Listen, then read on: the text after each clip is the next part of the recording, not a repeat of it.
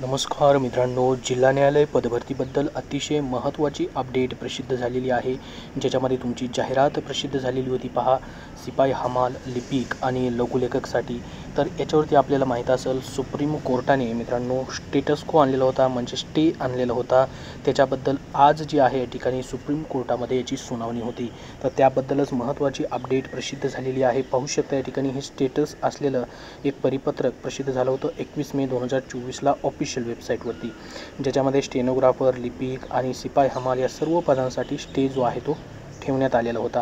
म्हणजे जोपर्यंत माननीय सुप्रीम कोर्टाची पुढची या ठिकाणी माहिती येत नाही, त्याच्यावरती निर्णय होत नाही, तोपर्यंत कुठलीही प्रक्रिया करू नका, अशा पद्धतीने माहिती सांगण्यात आलेली होती या परिपत्रकामध्ये. तर मित्रांनो, ही जी जाहिरात आहे अशा पद्धतीने आलेली होती तुमची. तर आता याच्याबद्दलची जी माहिती आली ती पहा, महत्त्वाची आहे. या ठिकाणी जिल्हा न्यायालय पदभरती 2023बद्दल मोठी बातमी आलेली आहे. जिल्हा न्यायालय भरती 2018 लिस्ट लॅब विद्यार्थी याचिका आज सुप्रीम कोर्टाने फेटाळली आहे. त्यामुळे पुढील भरतीचा मार्ग आता मोकळा झाला आहे. लवकरात जिल्हा न्यायालय भरती प्रक्रिया आता सुरळीत होणार. त्याचबरोबर पहा, स्टेनोग्राफर स्किल टेस्ट या महिनाअखेर किंवा ऑगस्ट पहिला आठवडा केव्हाही आता होऊ शकते. कारण की स्टेनोग्राफरचं आपल्याला माहीत असेल, हॉल तिकीट देखील त्यांचे आलेले होते, वेळापत्रक देखील आलेली होती, परंतु स्टेटस को आल्यामुळे ही पदभरती प्रक्रिया पुढं लांबलेली होती. तर मित्रांनो, आता याच्यावरचा जो स्टे आहे तो अजूनपर्यंत या ठिकाणी ऑफिशियल वेबसाईटवरती त्याच्याबद्दल नोटीस आलेली नाही. परंतु मित्रांनो, त्याच्याबद्दलची नोटीस जी आहे हायकोर्ट ऑफ बॉम्बेच्या वेबसाईटवरती कधीही प्रसिद्ध होईल, जी या ठिकाणी ही आजची सुनावणी झाली त्याबद्दलची, किंवा डायरेक्टली तुमची पुढची प्रक्रिया जी आहे ती देखील सुरू होऊ शकते. म्हणजे 2018ची जी मित्रांनो या ठिकाणी रिट पिटिशन होती, याचिका जी होती, जी लिस्ट जी आहे लॅब झालेल्या विद्यार्थ्यांची, त्याच्यावरती मित्रांनो आज या ठिकाणी सुप्रीम कोर्टाने या ठिकाणी त्यांची याचिका जी आहे ती फेटाळलेली आहे. त्याच्यामुळे पुढचा मार्ग जो आहे तो तुमचा मोकळाच झालेला आहे. तर बघा, याच्यामध्ये मित्रांनो तुमची सिपाई हमाल आणि लिपिक लघुलेखक याच्यामध्ये कनिष्ठ लिपिक सिपाई हमालची TCSनी तुमची परीक्षा घेतलेली आहे. ठीक आहे, परीक्षा घेऊन मित्रांनो तुमची पहिली ॲन्सर की प्रसिद्ध झालेली आहे. बघा, TCS तुमची पहिली ॲन्सर की, दुसरी ॲन्सर की देतं, त्याच्यानंतर या ठिकाणी आफ्टर ऑब्जेक्शनचे मार्क्स देतं, आफ्टर नॉर्मलायझेशनचे मार्क्स देतं, आणि त्याच्यानंतर फायनल तुमची लिस्ट लावली जाते. आणि त्याच्यानंतर फायनल लिस्ट मग तुमची कोण लावेल?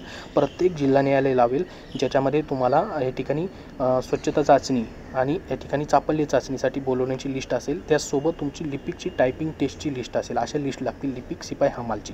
ही पुढची प्रोसेस असेल. आणि स्टेनोग्राफरची डायरेक्टली टायपिंग टेस्टसाठी त्यांना बोलवलं जाईल.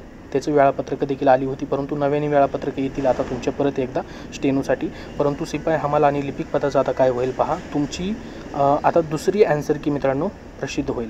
म्हणजे या ठिकाणी पहिली ॲन्सर की प्रसिद्ध झाली ती, त्याच्यावरती तुम्हाला काय ऑब्जेक्शन घ्यायला सांगितलं होतं पहा त्यांनी. हे पहा, ऑब्जेक्शनचं आहे या ठिकाणी 4 मार्च 2024पर्यंत तुम्हाला ऑब्जेक्शन घ्यायला सांगितलेलं होतं. ठीक आहे, ऑब्जेक्शन नंतर या ठिकाणी त्या ऑब्जेक्शनवरती जी प्रक्रिया आहे, जे प्रश्न बरोबर आहे चुकीचे आहे त्याच्यावरती प्रक्रिया केली जाईल. आणि त्याच्यानंतर मग तुमच्या या ठिकाणी आफ्टर ऑब्जेक्शन नंतर दुसरी ॲन्सर की प्रसिद्ध होईल, फायनल ॲन्सर की.